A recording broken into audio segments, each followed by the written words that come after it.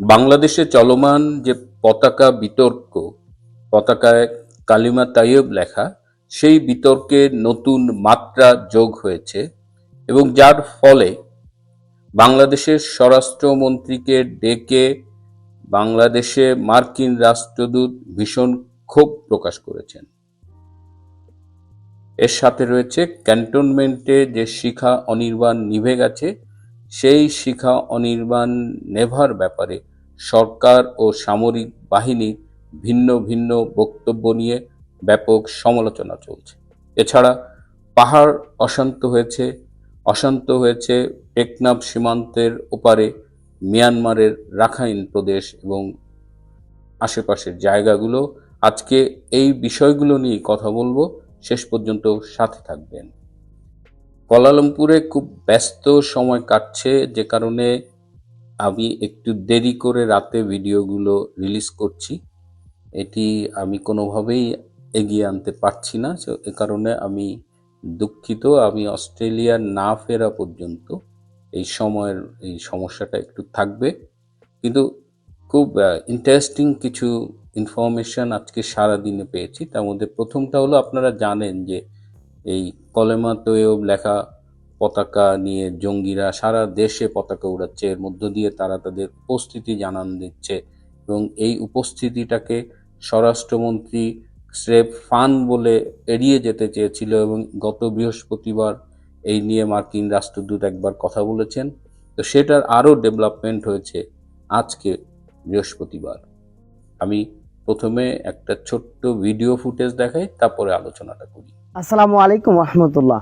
মানুষের চাহিদার কথা চিন্তা করে আলবারাকা হোলসেল ফ্যাক্টরি দেখেন আপনাদের জন্য কি তৈরি করেছে। এখানে কালিমা খচিত যেই পতাকাটা দেখতে পাচ্ছেন, এক পাশে বাংলাদেশের পতাকা আর এক পাশে কালেমা লেখা, দেখতে কিন্তু খুবই সুন্দর লাগতেছে। একজন ভাই উনি অর্ডার করেছে আমাদের কাছে অনেকগুলা প্রোডাক্টগুলো আমাদের কারখানা থেকে তৈরি করা কমপ্লিট হয়ে গেছে আলহামদুলিল্লাহ। এরপর দেখতে পাচ্ছেন এক পাশে বাংলাদেশের পতাকা আর এক পাশে ইরানের পতাকা, আর মাঝখানে কিন্তু কালেমা লেখা রয়েছে। ডিজাইনটা খুবই সুন্দর হয়েছে। ডিজাইনটা উনি আমাদেরকে এআইয়ের মাধ্যমে করে দিয়েছিল কিছুটা, আর বাকিটা এইটার সম্পূর্ণ ডিজাইনটা আমরা করেছিলাম আলহামদুলিল্লাহ। নিশ্চয় দেখতে পাচ্ছেন এটা আমাদের নিজস্ব ডিজাইন। যাদের পাইকারি প্রয়োজন সর্বনিম্ন 100 পিস অর্ডার দিলে কাস্টমাইজ করে আপনার মতো করে আপনি বানিয়ে নিতে পারবেন। চাইলে আপনি আপনার সংগঠনের নামে এই যে নিজ দিয়ে আপনি সংগঠনের নাম লেখা দিতে পারবেন, যে আপনি মনে করেন যে অমুক কাফেলা, তমুক কাফেলা, অমুক নাম, এই সেই অমুক সংগঠন, অমুক ক্লাব, আপনার যে কোনো আপনি স্পন্সর করছেন আপনার নামটা আপনি ওখানে দিতে পারবেন। তাহলে মানুষ জানবে এটা আপনি এটা দিয়েছেন, খুব ভালো লাগবে। আর হচ্ছে যে যারা ব্যবসা করতে চান তারাও কিন্তু আপনারা নিশ্চিন্তে নিতে পারেন। আমরা সরাসরি ফ্যাক্টরি থেকে বানিয়ে দেওয়ার কারণে খুবই রিজনেবল প্রাইসে আপনারা কিন্তু প্রোডাক্টগুলো পেয়ে যাচ্ছেন। আমাদের এটা সাইজ পাচ্ছেন 2 ফিট বাই 3 ফিট এবং 3 ফিট বাই 5 ফিট সাইজগুলা স্ট্যান্ডার্ড সাইজ। এছাড়াও আপনারা চাইলে কাস্টমাইজ করে সাইজ বানিয়ে নিতে পারবেন ইনশাল্লাহ। সব ভালো থাকবেন, সুস্থ থাকবেন, আলবারাকা শপের সঙ্গে থাকবেন। আসসালামু আলাইকুম রহমতুল্লাহ। এরকম আরও বেশ কয়েকটা ভিডিও ফুটেজ মার্কিন রাষ্ট্রদূত বাংলাদেশের স্বরাষ্ট্রমন্ত্রীর হাতে তুলে দিয়েছেন, সেই সাথে 8 পৃষ্ঠার একটি রিপোর্ট দিয়েছেন এবং বলেছেন যে সারা দেশে এই পতাকার নামে আসলে কি হচ্ছে। এই যে পতাকা, এক পাশে বাংলাদেশের আর এক পাশে ইরানের পতাকা, মাঝখানে কলেমা তৈয়ব, এটিকে অনেকেই আবার বাংলাদেশের পতাকা বিকৃতি হিসেবে অভিহিত করছেন এবং বাংলাদেশের পতাকা বিধি যেটা 1972 সালে করা হয়েছিল, পরে 2010 সালে যেটা সংশোধন করা হয়েছিল, সেই বিধি অনুযায়ী বাংলাদেশের জাতীয় পতাকার অবমাননার জন্য 2 বছরের জেল কিংবা 10,000 টাকা জরিমানা কিংবা উভয় দণ্ড দেওয়া যেতে পারে। তো এটা হলো যে পতাকা অবমাননা করা। কিন্তু এর সাথে যেটা বারবার বলার চেষ্টা করছি আমরা, মার্কিন দূতাবাস থেকেও বলার চেষ্টা করছে এবং অনেকেই বলছে বেসিক্যালি বাংলাদেশের জঙ্গি উত্থানের এটা একটা ডকুমেন্ট, এটা এভিডেন্স একটা। এবং এই যে 8 পৃষ্ঠার রিপোর্ট, এবং এটা পাওয়ার পরে আসলে সালাউদ্দিন আহমেদের খুব বেশি কিছু বলার ছিল না। তো এখন গভর্নমেন্ট একটু হার্ড লাইনে যাবে বলে আমরা শুনছি।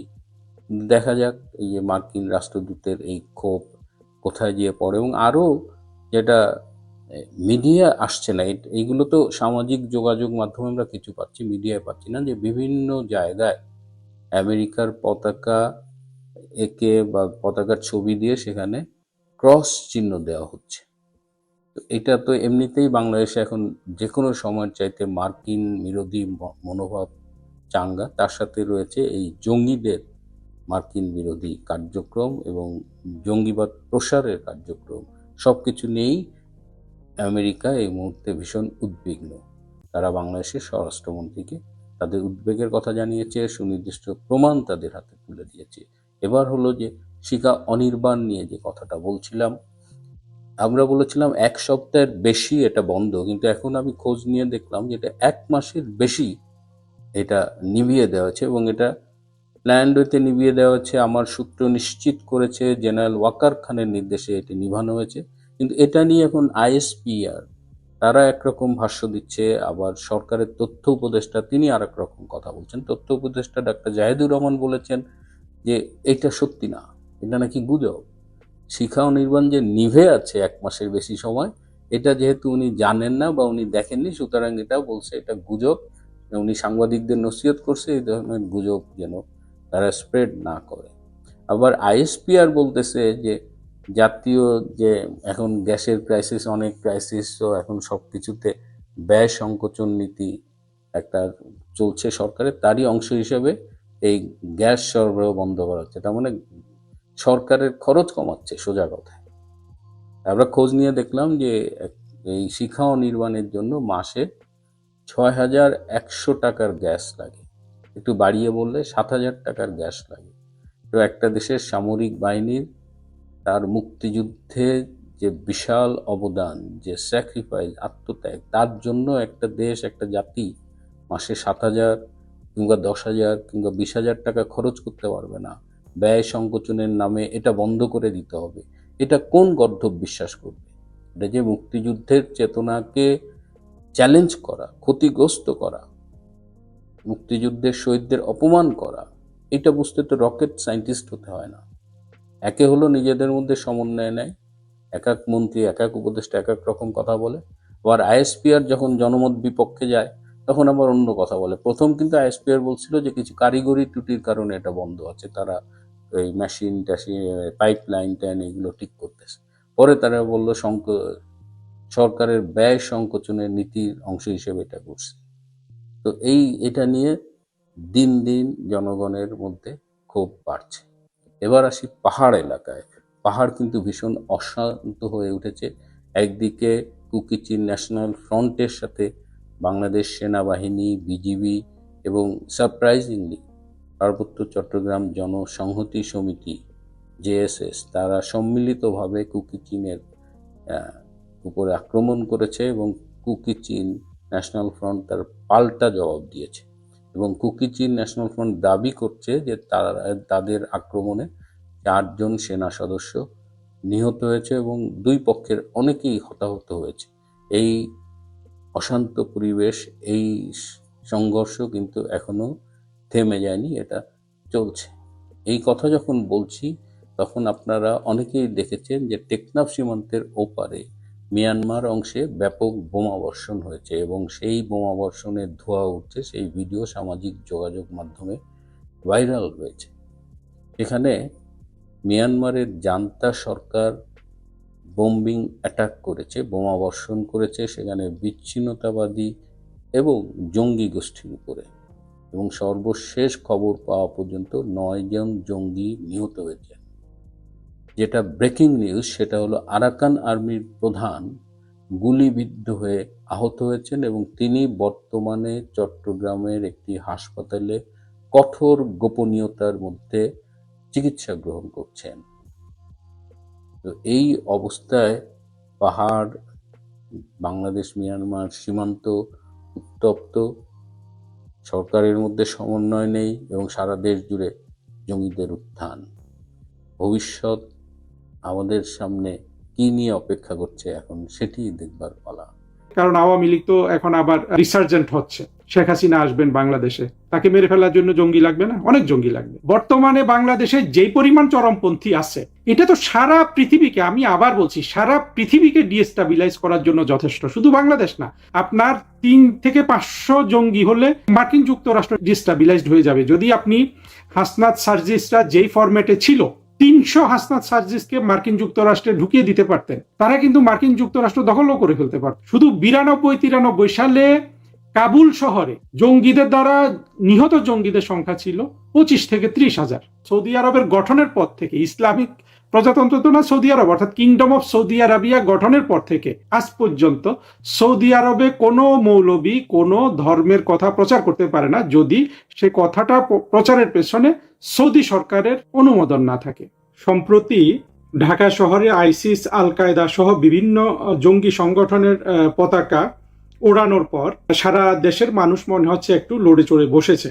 এতে কোনো সন্দেহ নাই যে তারেক রহমানের সরকার দীর্ঘায়িত হলে এইসব জঙ্গিদের সাথে তার একটা মোকাবেলা হবে। সেই মোকাবেলায় আমি অবশ্যই তারেক রহমানের সরকারের সাথে থাকব। তবে তারেক রহমান এই সংগ্রামে টিকবেন কি টিকবেন না, জঙ্গিদের সাথে পারবেন কি পারবেন না, এখন আমি যে বক্তৃতাটা দিতে যাচ্ছি সেটার বিষয়বস্তু হলো সেটা। দেখুন, বাংলাদেশে আগেও জঙ্গি ছিল। বাংলাদেশে আওয়ামী লীগ যদি সরকারে থাকে জঙ্গিদের তারা কন্ট্রোলে রাখতে পারে, কিন্তু বিএনপি যদি ক্ষমতায় থাকে তখন কিন্তু ভিন্ন চেহারা দেখা যায়। আমরা যদি 2001 থেকে 6 সালে দেখি, বাংলাদেশে যত রাজনৈতিক অরাজনৈতিক সরকার এসেছে তাদের মধ্যে জঙ্গিদের সবচেয়ে বেশি পৃষ্ঠপোষকতা দিয়েছে। আসলে পৃষ্ঠপোষকতা দেওয়ার কথা এখানে বলার দরকার নেই, জঙ্গিদের সরাসরি সরকারই ছিল কিন্তু ইউনূসের সরকার। যদিও ইউনূসের সরকারে যারা বসেছিল, সাখাওয়াত, তৌহিদ, এরা কয়েকটা ফেস ছিল।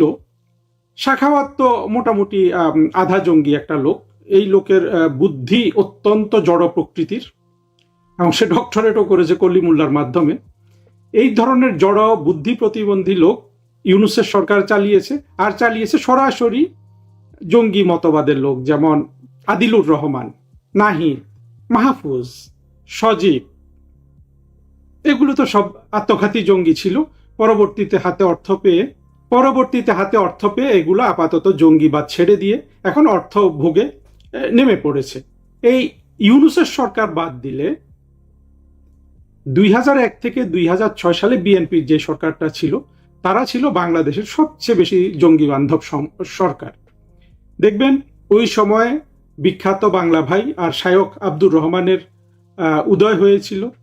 তারপরে বিভিন্ন সাংস্কৃতিক প্রোগ্রামে বোমাবাজি হতো এবং সরকার সেটাকে অত্যন্ত সহনীয় দৃষ্টিতে দেখত এবং সরকার কোনো ব্যবস্থা কিন্তু নিত না। এই ইতিহাসটা আমরা জানি, এইখানে আসলে বেশি কথা আমাদের বলার নাই। পরবর্তীতে আন্তর্জাতিক চাপে পড়ে তারেক রহমানই কিন্তু, অর্থাৎ তারেক রহমান এবং বিএনপি সরকার বাধ্য হয়েছিল বাংলা ভাই এবং আব্দুর রহমানকে গ্রেপ্তার করার জন্য, এবং তখন কিন্তু আন্তর্জাতিক অঙ্গনে বাংলাদেশ একটা ফেইল্ড স্টেট, জঙ্গিবাদের উত্থান, এটা নিয়ে ব্যাপক প্রচারণা ছিল। আমাদের অত্যন্ত দুঃখের সাথে লক্ষ্য করতে হয় যে তার চেয়ে অনেক বেশি, অর্থাৎ বিএনপির ওই 2001 থেকে 6 সালে যে পরিমাণ জঙ্গিদের যে আধিপত্য বাংলাদেশে ছিল, তার চেয়ে অনেক বেশি আধিপত্য বাংলাদেশে জঙ্গিদের কিন্তু 2024-এর জুন জুলাইতে তো তারাই কিন্তু আওয়ামী লীগের সরকারের পতন ঘটিয়েছে। পরবর্তীতে তারা সরকার গঠন করেছে, সরকারের শিখণ্ডী হিসাবে তারা কয়েকজন মানুষকে রেখেছে, ইউনূস, তৌহিদ, এই ধরনের কিছু মানুষ, সালেউদ্দিন, আর বাকি সব জঙ্গি বান্ধব, এমনকি জঙ্গি বান্ধব নারীও পেয়েছে। আপনারা যদি লক্ষ্য করেন 2024-এর জঙ্গি উত্থানকালে নারীর ব্যবহার তো বুঝতে পারেন, এটা এক ধরনের ইসলামিক জঙ্গিদের মতো করে নারীর ব্যবহার, এটা কিন্তু বাংলাদেশে আগে আর কোনো আন্দোলনে দেখা যায় নাই। অর্থাৎ আমার ভাইয়েরা রক্ত দিচ্ছে কথাটা তখন বলা হয়েছে, কিন্তু আসলে ওরা তো রক্ত নিচ্ছিল। আমরা তাদেরকে আনন্দ দেওয়ার জন্য নর্তন কুর্দন করছি। বাঁধন থেকে শুরু করে আরো একটা মেয়ে এসেছিল, আমি নামটা মনে রাখতে পারছি না, এইরকম অসংখ্য মেয়েকে আপনার ব্যবহার করা হয়েছে। এইটা আমরা কিন্তু ইয়েতে দেখেছিলাম, আইএস এর যখন উত্থান হয় সিরিয়া, ইরাক জুড়ে, তখনও কিন্তু তাদের এক শ্রেণী, মানে একদল নারী ছিল। পরবর্তীতে এইসব আইএস জঙ্গিদের প্রেমে ব্রিটেন থেকে বাংলাদেশি মেয়েরা চলে এসেছিল, সেখানে একটা মেয়ের কথা অনেক সারা বিশ্বে আলোচনা হয়েছে। সেই মেয়েটাকে ব্রিটিশ সরকার, মেয়েটা একেবারে বাচ্চা বয়সী একটা মেয়ে, ওখানে গিয়েছিল আইসিসের সাথে, ওখানে বাচ্চা হয়েছে, আরো তারই বাচ্চা হয়, এবং এরা সবাই, আমি এই শব্দটা ব্যবহার করতে চাই না, যৌন দাসী এইরকম শব্দ, খুবই আসলে অমানবিক শব্দ ব্যবহার করা হয়, কিন্তু এটা হয়েছিল। একইভাবে আইএস এর জঙ্গিদের যেভাবে নারীরা পছন্দ করত, অর্থাৎ মৌলবাদ সমাজ থেকে যে নারী আসে, সেইভাবে কিন্তু দেখবেন যে বাংলাদেশের এই মৌলবাদ শ্রেণীর মেয়েদের কাছে হাদি কিন্তু অসম্ভব জনপ্রিয়। আমরা 24-এর জঙ্গি উত্থানকালে নারীর এই ব্যবহারটা দেখলাম। এটাকে তারা ইসলামিক কায়দায় তারা জায়েজ মনে করে, তো সেদিকে যাচ্ছি না, কিন্তু এটা কিন্তু খুবই একটা দেখার মতো বিষয়, কিভাবে নারীর ব্যবহার হয়েছে, নারী তো না, মেয়েদের ব্যবহার হয়েছে এই জঙ্গি উত্থানে, তাদেরকে দিয়ে মিছিল করানো, সবকিছু কিন্তু একটা বিশেষ অনুভূতিকে নাড়া দেওয়ার জন্য। এই রকম বুদ্ধি খাটিয়ে জঙ্গিরা যে আধিপত্য চালিয়েছে একেবারে 24-এর জুন জুলাই থেকে, সেটা কিন্তু বিএনপি সরকারের 2001 থেকে 6 পর্যন্ত ওই কালে যা ছিল তার অনেক বেশি। তখন তো তারা রাষ্ট্র ক্ষমতা দখল আন্দোলন করার এটা স্বপ্নেও ভাবেনি। তখনও তাদের পরিকল্পনার মধ্যে ছিল এখানে সেখানে বোমা মারা, আত্মঘাতী হামলা চালানো এবং জানান দেয়া। দুঃখের বিষয়, এরা কিন্তু পরিপুষ্ট হয়েছে। আওয়ামী লীগ সরকার যদিও জঙ্গিকে চাপের মধ্যে রেখেছিল, কিন্তু এরা যে কোথায় কোথায় বৃদ্ধি হয়েছে এইটার ব্যাপারে কিন্তু আমরা আওয়ামী লীগ সরকারের কার্যকর কোনো ব্যবস্থা গ্রহণ হলে তো আসলে 2024-এর জঙ্গি উত্থানই হতো না। অর্থাৎ 2024-এর জুন মাস থেকে বাংলাদেশ আজ পর্যন্ত কিন্তু পুরোপুরি অকুপাইড বাই জঙ্গিস, এইসব ইসলামিস্ট এবং আপনার আত্মঘাতী চরমপন্থী যত ধরনের আছে। এদের মধ্যে আমরা জামাত হেফাজত এদেরকে চিনি, এবং অন্যদের কিন্তু আমরা চিনি না, অর্থাৎ এরা সবাই এখনো গুপ্ত সংগঠন করে। এবারের যে পতাকা যেগুলো টাঙিয়েছে, এখানে হারুন ইজহারের খুব ভূমিকা আছে। হারুন ইজহার আপনারা জানেন, এগুলোকে সব ইউনুস কিন্তু ছেড়ে দিয়েছিল। কিন্তু একটা বিশেষ কৌশল হিসাবে কিন্তু জঙ্গিরা এখনো তারেক রহমানের সাথে কনফ্রন্ট করছে না। আমি ব্যক্তিগতভাবে অবশ্য জঙ্গিদের প্রতি একটু সহানুভূতিশীল আছি, অনেক বেশি সহানুভূতিশীল। আসলে যুক্তি কি বলে? 24-এর যে বাংলাদেশে উত্থান হয়েছে, আওয়ামী লীগের সরকার পরাজিত হয়েছে, এটার মূল নেতৃত্ব, মূল চালিকা শক্তি তো জঙ্গিরা। জামাত হেফাজত ইত্যাদি আমাদের জানা সংগঠন এবং অজানা সংগঠনের হাজার হাজার জঙ্গি কিন্তু এটার সাথে জড়িত। তাহলে জঙ্গিরা একটা সরকারকে পতন ঘটালো, তো পরের সরকারটা তো জঙ্গিরা গঠন করবে, এই আবদারটা তো অন্যায্য না, তাই না? কিন্তু জঙ্গিদের এই আবদার বা বলুন এই দাবি, তাদের এই অধিকারটা কিন্তু লঙ্ঘিত হয়েছে। সেটা লঙ্ঘন করেছে ইউনুস, এবং পরবর্তীতে বিভিন্ন ব্যবস্থায় তারেক রহমান। কেউ তো এই অধিকার ছেড়ে দিবে না, তারেক রহমান সরকার গঠন করতে পেরেছেন, এটা তার সাফল্য হিসাবে দেখা হচ্ছে। কিন্তু আসলে এই সরকারটা কিন্তু চলার কথা ছিল জঙ্গিদের দ্বারা, জঙ্গিদের নেতৃত্বে। অর্থাৎ পৃথিবীর দিকে তাকিয়ে ইউনুস জিনিসটা হজম করেছে, সরাসরি জঙ্গিদের হাতে ক্ষমতা ছেড়ে না দিয়ে তারেক রহমানের হাতে ক্ষমতা ছেড়ে দিয়ে ইউনুস চলে গেল। কিন্তু জঙ্গিদের অন্তরের যে আঘাত, আওয়ামী লীগের সরকারের পতন ঘটিয়েও যে ক্ষমতায় আসতে পারলো না, এই আঘাতটা অনেক গভীর না? এই ক্ষতটা অনেক গভীর। কিন্তু এই ক্ষত, এই আঘাতই বারবার কিন্তু তারেক রহমানের সরকার এবং জঙ্গিদের মুখোমুখি হওয়ার জন্য ভবিষ্যতে কারণ হবে, যেটার আমরা কিছু কিছু সিমটম দেখছি। কিন্তু তারেক রহমানের সরকার যত দীর্ঘায়িত হবে এবং জঙ্গিদের যেসব কোর দাবি দাওয়া আছে সেগুলো তারেক রহমান তো সঙ্গত কারণে অনেক কিছু মানতে পারবে না, ফলে এই কনফ্রন্টেশন বৃদ্ধি পাবে এবং জঙ্গিরা অনেক বেশি কিন্তু বর্তমানে বাংলাদেশের উপর, বিশেষ করে বিএনপি সরকারের উপর আধিপত্য বিস্তার করবে। একসময় বিভিন্ন আন্তর্জাতিক চাপে বা বিদেশিদের দেখানোর জন্য তারেক রহমানকে কিন্তু তাদের উপর চড়াও হতে হবে। ওই সময় কিন্তু এই চরমপন্থীরা কিন্তু ভায়োলেন্ট আচরণ করবে, এবং তারা এমনকি তারেক রহমানের প্রাণনাশের চেষ্টা করলেও করতে পারে। সরকারে থাকা অবস্থায় তারেক রহমানের চারপাশে যেই প্রতিরক্ষা ব্যূহ আছে সেইটা তারা ভেদ করতে পারবে না, কিন্তু ভবিষ্যতেও কিন্তু তারেক রহমান এদের টার্গেট হয়ে থাকবে। আর যদি তিনি সেটা না হতে চান, তাহলে তাদের সাথে কম্প্রোমাইজ করতে হবে। সেই কম্প্রোমাইজে কি হতে পারে? তারা যেসব দাবি দাওয়া করে, হেফাজতের অধিকার 13 পয়েন্ট, এগুলো আছে না, বিভিন্ন দাবি দাওয়া। অর্থাৎ হয় তারেক রহমান সাহেবকে পুরোপুরি ইসলামিক জঙ্গি শাসনের মতো করে রাষ্ট্র চালাতে হবে, নতুবা জঙ্গিদের হাতে রাষ্ট্র ক্ষমতা দিতে হবে। এই ইস্যু নিয়ে কিন্তু এই কনফ্রন্টেশনটা তারেক রহমান এড়াতে পারবেন না। এই রকম যখন অবস্থা হবে, তখন কিন্তু আমাদের তারেক রহমানের সাথে থাকাই আমাদের জন্য হবে আসলে মানবতার কাজ। কিন্তু জঙ্গিদের তারেক রহমানের সরকার কি মোকাবেলা করতে পারবেন? অতীতে কে পেরেছেন? জঙ্গিবাদ মোকাবেলা করতে হলে প্রথমত বিশ্বাস করতে হবে যে এটা ভালো জিনিস নয়, কিন্তু একজন মুসলমানের পক্ষে এটা বিশ্বাস করা কিন্তু সহজ নয়।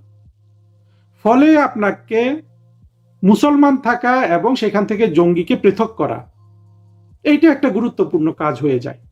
এই বিষয়ে কিন্তু বাংলাদেশে কোনো ধরনের কাজ হয়নি। বাংলাদেশে এখন পর্যন্ত যত মুসলমান আছে, সেটা জামাতের হোক, সেটা আওয়ামী লীগের হোক, সেটা বিএনপির হোক, সবাই কিন্তু জঙ্গিদের প্রতি কোনো না কোনো পর্যায়ে সহানুভূতি অনুভব করে। সেখান থেকে চলে আসা, ফিরে আসা, এটা অত্যন্ত দুরূহ কাজ। কিন্তু ইসলামের শ্রুতিকাগার সৌদি আরব কিন্তু এই কাজটা প্রথম থেকে করে আসে। এমনকি সৌদি আরব যখন জামাত সহ বাংলাদেশের এই ধরনের প্রতিষ্ঠানকে অর্থ সহযোগিতা দিত, এখন কত দেয় জানি না, অতীতে অনেক দিত, তখনও কিন্তু সৌদি আরবে অভ্যন্তরীণভাবে কোনো মৌলবী কোনো কথা প্রচার করতে পারত না, যদি না সেই কথা প্রচারে সৌদি সরকারের অনুমোদন থাকতো। বাংলাদেশে ঘটনাটা তার উল্টো। প্রধানমন্ত্রী শেখ হাসিনা হোক, প্রধানমন্ত্রী তারেক রহমান হোক, তারা কোনো কথা বলতে পারবে না যদি জঙ্গিরা সেটা অনুমোদন না করে। আবার বলছি, সৌদি আরবে কখনো, সৌদি আরবের গঠনের পর থেকে, ইসলামিক প্রজাতন্ত্র তো না সৌদি আরব, অর্থাৎ কিংডম অফ সৌদি আরবিয়া গঠনের পর থেকে, কিংবা ওয়াহাবি টোহাবি এসব বলা হয়, তাদের সংস্কারের পর থেকে আজ পর্যন্ত সৌদি আরবে কোনো মৌলবী কোনো ধর্মের কথা প্রচার করতে পারে না যদি সেই কথাটা প্রচারের পেছনে সৌদি সরকারের অনুমোদন না থাকে। আজ পর্যন্ত বাংলাদেশের কোনো সরকার প্রধান বা মন্ত্রী এমন কোনো কথা বলতে পারেননি যেটা জঙ্গিরা অনুমোদন করে না। দুই একজন বলেছেন, ফিনিশড হয়ে গেছেন। এই জিনিসটা কিন্তু আমরা খেয়াল করি না, এবং এইসব জিনিস না ভেবে, সারা পৃথিবীর দিকে না তাকিয়ে তারা কিভাবে জঙ্গিবাদ মোকাবেলা করেছে সেইটা না বুঝে আমরা মনে করি যে কিছু জঙ্গিকে হত্যা করলে জঙ্গিবাদ বন্ধ হয়ে যাবে। হত্যা কখনোই কিন্তু সমাধান নয়। জঙ্গির প্রোডাকশন যদি থাকে, আপনি কতজনকে হত্যা করবেন? বর্তমানে বাংলাদেশে যেই পরিমাণ চরমপন্থী আছে, এটা তো সারা পৃথিবীকে, আমি আবার বলছি, সারা পৃথিবীকে ডিস্টেবিলাইজ করার জন্য যথেষ্ট। শুধু বাংলাদেশ না, আপনার 3 থেকে 500 জঙ্গি হলে যে মার্কিন যুক্তরাষ্ট্র ডিস্টেবিলাইজড হয়ে যাবে। যদি আপনি হাসনাত সার্জিসরা যেই ফরম্যাটে ছিল 5ই আগস্টে রাষ্ট্র ক্ষমতা হাতে পাওয়ার আগে, সেই ফরম্যাটে যদি আপনি 300 হাসনাত সার্জিসকে মার্কিন যুক্তরাষ্ট্রে ঢুকিয়ে দিতে পারতেন, তারা কিন্তু মার্কিন যুক্তরাষ্ট্র দখলও করে ফেলতে পারতো, না করলেও কিন্তু নাস্তা নাবুদ করে ছেড়ে দিতে পারতো। আপনি যদি হারুন ইজহারের মতো 10 থেকে 20 জনকে ভারতে প্রবেশ করিয়ে দিতে পারেন, ভারত সরকার নাস্তা নাবুদ হয়ে যাবে। এইভাবে বাংলাদেশে কত লক্ষ জঙ্গি এখন আছে, এরা সারা পৃথিবীটাকে ডিস্টেবিলাইজ করার জন্য যথেষ্ট। এটা কিন্তু কেউ কি আমরা লক্ষ্য করছি, কেউ কি আমরা অনুভব করছি? এই জিনিসটা করছি না। তাহলে উপায় কি? উপায় আসলে আমি তারেক রহমান সরকারের জন্য দেখি না। তারেক রহমান সরকার বিশ্বব্যাপী যে বদনাম কামিয়েছিলেন 2001 থেকে 6 সালে, শুধু 2-4টা জঙ্গিকে প্রোটেকশন দিয়ে প্যাট্রোনাইজ করে, অবশ্য সেখানে তাদের একটা বড় উদ্দেশ্য ছিল আওয়ামী লীগকে 2004 সালের 21শে আগস্টে গ্রেনেড হামলা মেরে উড়িয়ে দেয়া। এইটা কিন্তু তখনকার বিএনপি সরকারের সাথে জঙ্গিদের বোঝাপড়ার একটা মূল উদ্দেশ্য ছিল। এখন তো তারেক রহমান সাহেবের সেই ধরনের উদ্দেশ্য থাকতে পারে, কারণ আওয়ামী লীগ তো এখন আবার রিসার্জেন্ট হচ্ছে।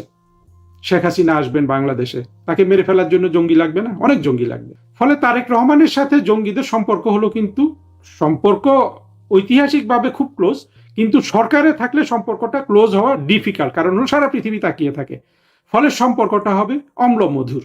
এই আলোচনাটা অনেক দূর নেওয়া যায়। আমি আসলে আলোচনাটা করছি তারেক রহমানের সরকারকে সাবধান করার জন্য।